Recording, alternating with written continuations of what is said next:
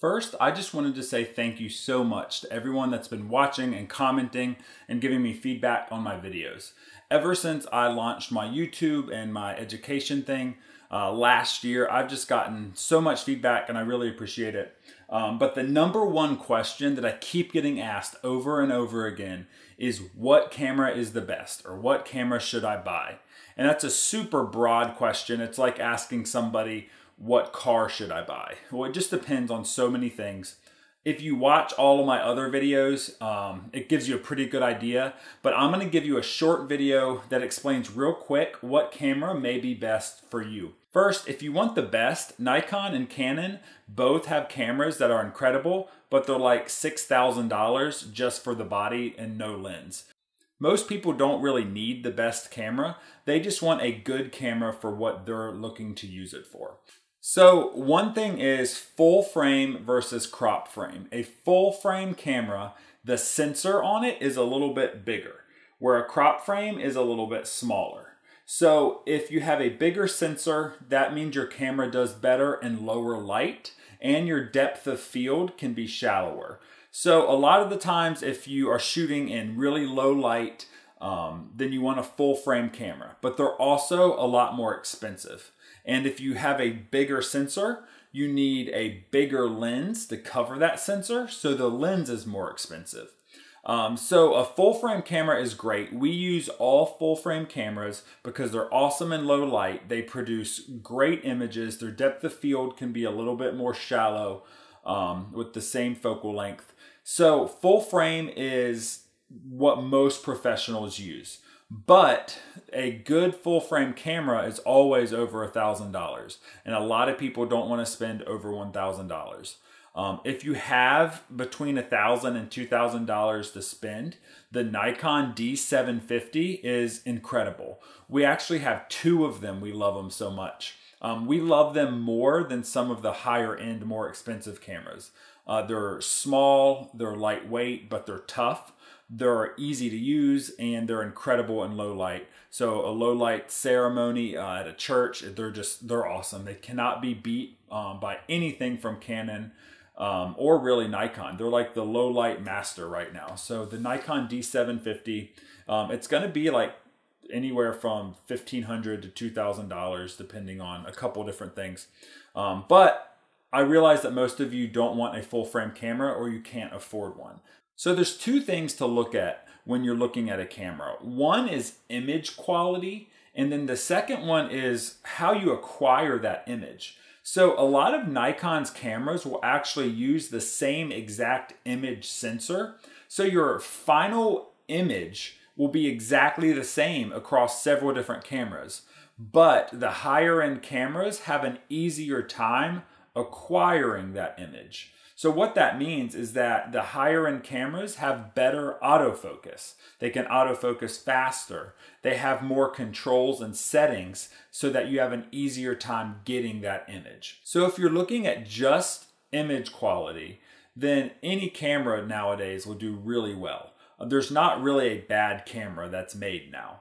But that is not the most important thing. I would much rather have a camera from 5 years ago that has the controls and the autofocus and the settings that I need than a camera that just came out last month that's missing all of these professional features. So if you're just looking for a camera to take good pictures of your kids outside or just mess around with, to have a good solid camera, then you might not need all of these features. But if you're looking to grow as a photographer or make money as a photographer or really dive into this hobby of photography, then you're going to want some of these advanced features so that you can learn and grow and have an easier time doing it.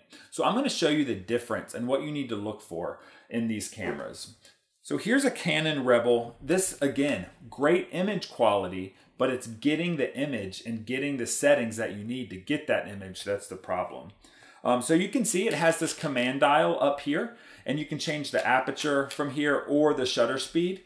But to change the other one, you have to hold down a button and cycle through it. To change your ISO, you're holding down a different button on the back. If you want to see your settings, you can't look at them up here. There's no screen, so you have to turn on the back of your screen.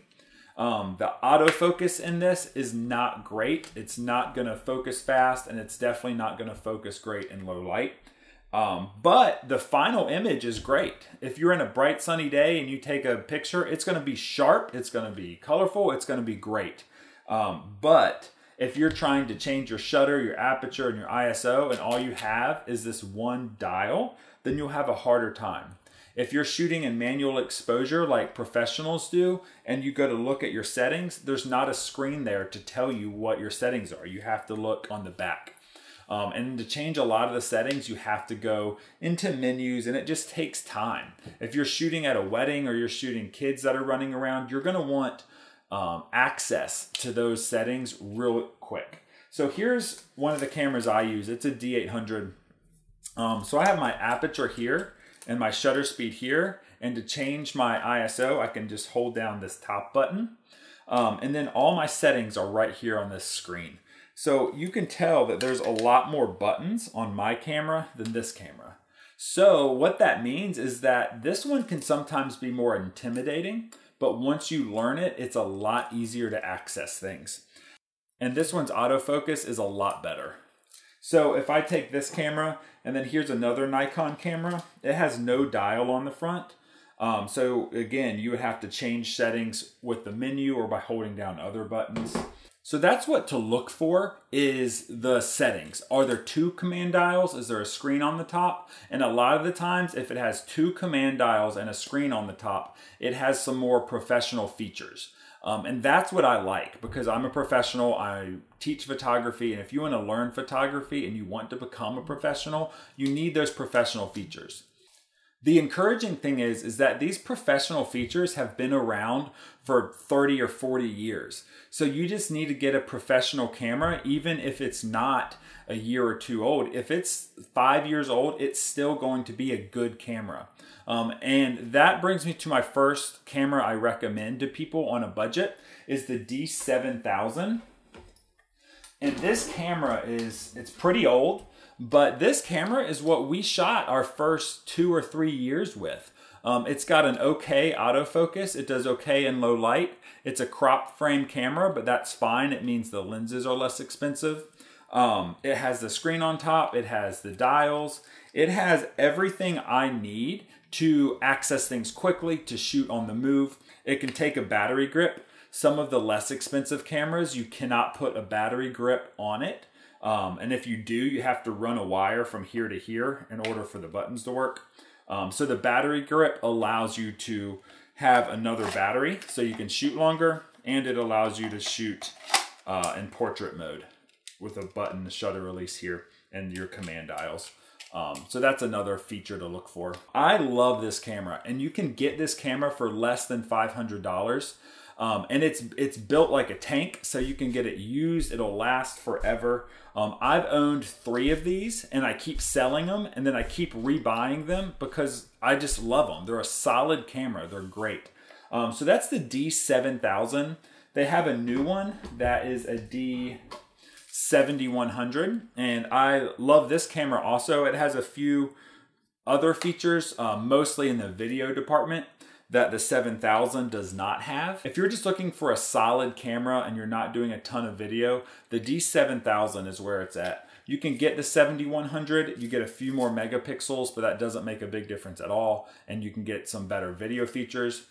There's a 7200, which is really good, but I mean, again, the 7000, it's cheap, it's solid, it's a good camera. So the D7000, the D7100, there's a 7200, and I think there's a 7400 or 7300. They skipped the number somewhere in there. But there's a brand new one that just came out in the D7000 line. I love the D7000, the original D7000. It's a solid, awesome camera. Has everything you need. So if you are looking for a camera under $500, the D7000 is what I recommend. It has great image quality. We used it for 2 or 3 years for weddings. It's an awesome camera. If you have $1,500 laying around, you can get the D750. The point is that you can get an awesome camera that's very capable and has everything you need, but it's a couple years old, but it'll still give you awesome image quality. So that's the D7000, the one I've been talking about. And it's going to be about the same price as a brand new D3400, but it has a lot of features the 3400 does not. So a brand new camera that came out this year isn't necessarily better than a used camera from a couple years ago. This just has so many more features like the battery grip, the screen, the command dials. It has a lot more buttons and features, which can be overwhelming. But if you're serious about becoming a photographer, you need to learn these things anyway. If you just want a camera to not really learn with, just to take pictures, and you don't really care about photography, you'll be fine with a D3300 or 3400 or a D5200 or 53 or 5400. But if you really want to learn, you need something from the D7000 line or up. So if you want full frame, the D750 is where it's at. Just as important as the camera body is the lens you are shooting with. So I beg you, do not get a camera with a kit lens. If you shoot anything with an 18-55 lens, you're making a mistake. That is a terrible lens, and it comes with almost every kit camera, but it is awful. So buy the D7000 body only, and then buy a 50mm 1.8. I am begging you not to get the 18-55 lens. If you can help it, buy the body only and then buy a 50mm. So here's the 18-55. It's small, but it does not let a lot of light in at all. It is terrible in low light. It makes it hard for your camera to focus. It doesn't even give you good images. So I beg you to get a 50mm, and it's smaller than the 18-55, and it costs about the same. So the 50mm, you cannot zoom in and out. You have to use your feet and move a little bit, but it shoots really, really, really well in low light. And it gives you incredible shallow depth of field. It gives you professional looking images. So do not buy a nice camera and get the kit lens, because you're just ruining the image. Thank you so much for all your comments and all your encouragement. And I want you to make sure to sign up for my mailing list. It's free, and I don't send out random spammy emails. I send out videos and I send out blogs, and I only do it like once a month. Go to my website and click education. My mailing list is right there. If you sign up for my mailing list, you get a free photography exposure cheat sheet. So what this does is it shows you your shutter speed, your aperture, ISO. It gives you an explanation of all of them, and it shows you how they relate to each other. So sign up for my mailing list. You'll get a free cheat sheet, and then you'll always know about my workshops and my videos and things coming out. You'll be the first to know. So make sure you sign up for that. So thanks again for asking questions. I encourage you to keep asking questions, and I encourage you to keep taking pictures. Just go out there and play with light, play with the settings, figure out what they do, and just keep asking questions and keep exploring. So let me know if you have any questions. I'd love to answer them, and just leave your comments below and make sure and sign up for my newsletter.